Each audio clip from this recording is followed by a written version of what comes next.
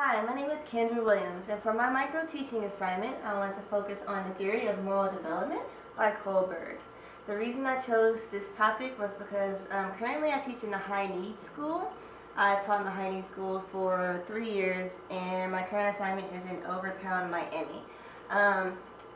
All of my students fall below the poverty line, and it's a very violent area. And what I've discovered in the few years that I've been teaching is that a lot of my students lack some of the social behaviors that allow them to be successful in the outside world. First, I'm going to start with an overview of what Kohlberg's theory consists of. So, within Kohlberg's theory, there are 3 levels and 6 stages. First, I'm going to go over the levels. Level 1 is the pre-conventional level. There's an emphasis on avoiding punishment and looking out for oneself. You can see this a lot in the lower elementary grades. Level 2 is the conventional level. That's when moral reasoning is based on social rules and laws. You can see this a lot in teens that are really influenced by their peers. And the final level is level 3, the post-conventional level, based on self-choosing universal ethical principles with human rights taking precedence over laws. So, the main characteristic of the post-conventional level is that human rights override set laws. Let's start with the pre-conventional level. Within the pre-conventional level, there are 2 stages, just as with all the other levels. Stage 1 is the punishment orientation, and stage 2 is the reward. This is a stage where compliance with rules center around avoiding punishment and obtaining rewards. So, a couple of examples are a student may choose not to cut in line because they don't want to be sent to the back. Or a student chooses to come in the room and sit down quietly because they hope to get a reward. So, what are some strategies of implementation? One way that you can implement this in your classroom is to allow students to help create the rules and procedures. In other words, instead of just making a list of rules and procedures that you come up on your own, you can have a class discussion on what students think the rules can be and what they think the consequences could be. This will create a buy-in effect in which the students will be more invested in the behavior plan because they help develop it. Another way that you can do this is to provide students with opportunities to evaluate and process their behavior through writing.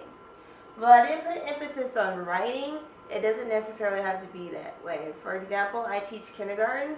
I would probably have my students orally discuss their processes with their behavior or draw a picture.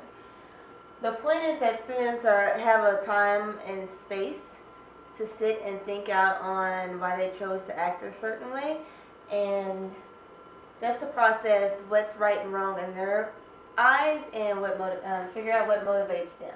Another thing that you can do is give students the opportunity to develop empathy and mutual respect.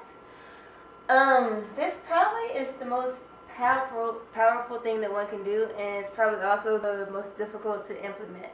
What this might look like is service opportunities, having students volunteer, anytime they can get hand-on experiences, sympathizing with other people, and being in an atmosphere where they're being taught to be respectful. And essentially being able to practice the skill. Just like in reading and math, they need to practice to get better. It's the same thing with moral development, and especially in regards to empathy and respect. When thinking about how to implement Kohlberg's theory into your classroom, it is only fair to warn you of some potential challenges that you may see. One is that Kohlberg's theory does not take into consideration students with disabilities. So, if you do have students with disabilities in your classroom, and this includes ESE students, then there might be some differences that you'll see. The other issue is that the implementation of his theory within lessons and systems require a lot of pre-planning. For example, if you think about what it would take to go through creating service opportunities for students to develop empathy, a teacher may not be able to dedicate the time that would be required to make that happen. So here are a list of my sources. hopefully you received some new information as well as some ideas on how to implement moral development in your classroom. And most importantly, I hope that I got you thinking about how important moral development is as well as intellectual development.